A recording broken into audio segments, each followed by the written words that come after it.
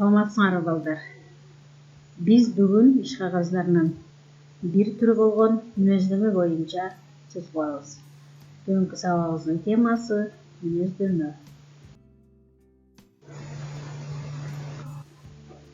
Алгач силер менен биргеликте сабактын максатын аныктап алалы.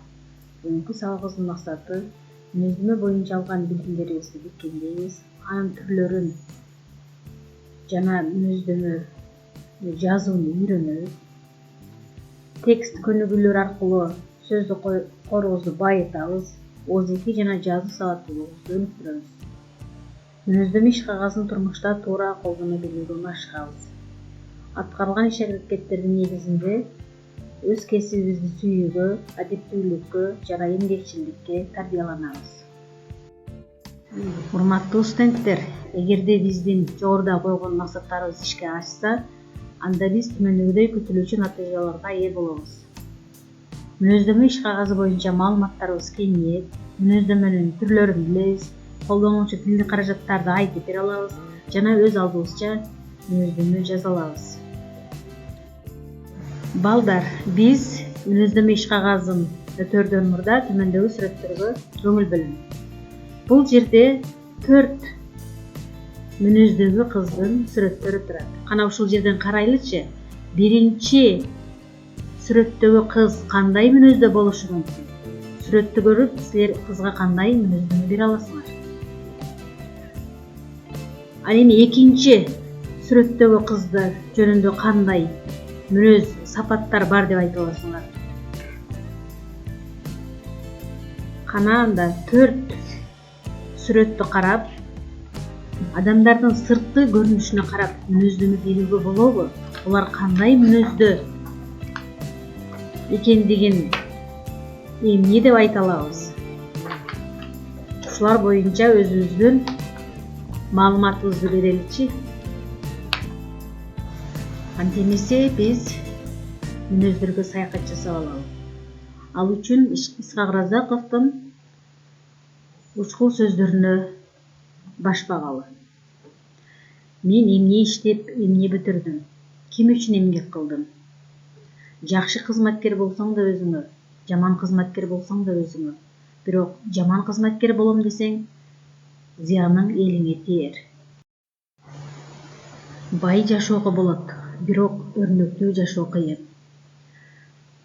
Калыс кызматкер болом десең, кек сактаба, калыс бол.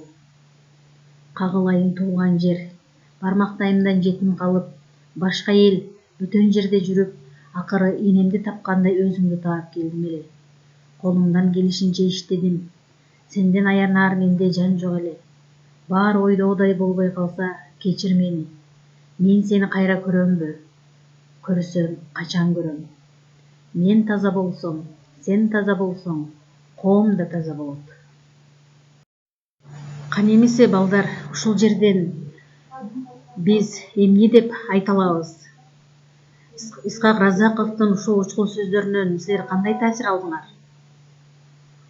Бул учкул сөздөр, Исхак Разаковдун айткан учкул сөздөрү бардык эле кызматкерлерге тиешелүүбү? Кандай мүнөздөгү адамдарга тиешелүү кылып айткан? Эми көнүгүп иштейли. Сыйкырдуу мүнөз сынагы. Мүнөздөмө иш кагазы боюнча суроолорго жооп беребиз. Мүнөздөмө деп эмнени айтабыз? Мүнөздөмөдө кызматкердин кандай сапаттары көрсөтүлөт? Аталган иш кагазы кайсы учурда жазылат? Мүнөздөмө ким тарабынан жазылат? Мүнөздөмөнүн тексти канча бөлүктөн турат жана алар боюнча маалымат бергиле. Мүнөздөмө жолдомо качан талап кылынат? Урматтуу студенттер, аталган иш кагазын сабаттуу жазуу үчүн машыгуу иштерин жүргүзүүнү улантабыз. Көнүгүүбүз коомдук ишмер Исхак Разаковго мүнөздөмө жазуу болуп эсептелет. Алгач төмөндөгү лексикалык минимумдар менен таанышып алалы. Дилгирлик, идиректүү, лидер, зирек, чыгаан дегенде биз эмнени түшүнө алабыз?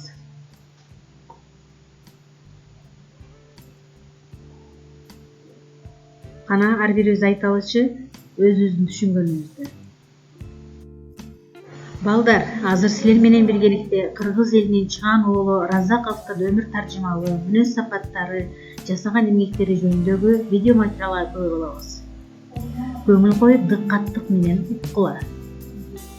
Жакшылап көңүл коюп угуп чыктыңарбы? Анда эмесе ушул эле видео кайрадан экинчи ирет дагы уктурулат.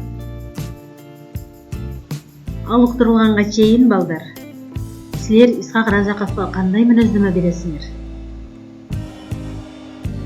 Ошол силер айткан мүнөздөмө менен дал келгендерин белгилегенче уккула. Эми балдар, силер көргөн, уккан материалдын негизинде Исхак Разаковго өндүрүштүк мүнөздөмө жазгыла. Урматтуу студенттер, эгерде мүнөздөмө жазып бүткөн болсок, анда эң жакшы. Анда эмесе бүгүнкү сабагыбызды жыйынтыктайбыз. Урматтуу студенттер, Исхак Разаков бай жашоого болот, бирок үрнөктүү жашоо кыйын деп таасир айткан.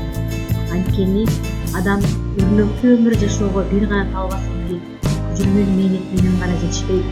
Ал үчүн адамдык мыкты сапат, жүрүм турум, тейин мүнөз керек. Айтайын дегеним, силер да Исхак Разаков сыяктуу чыган инсандардын катарын толуктарыңарга ишенимиз чоң. Андыктан ар бирибизге ченемдүү, жакшы, адамгерчиликтүү мүнөз деп айтат. Сабакка көңүл бургандарга чоң рахмат.